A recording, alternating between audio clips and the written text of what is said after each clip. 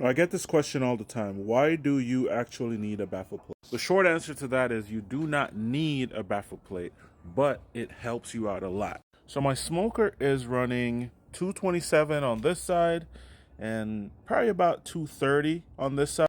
Because I have a baffle plate in the smoker and I'm running a small fire in my firebox, I am getting a really good consistent burn left to right. This is important in fire management, especially when you're running the offset. You don't want one side to be running 400 and the next side running 275 if you can avoid it. A small fire and a baffle plate are two of the main things that tremendously improved my smoking game.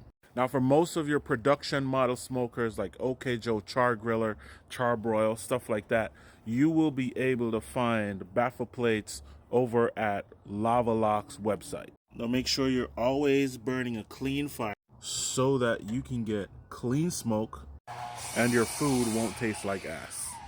Keep the smoke clean. Clean smoke culture.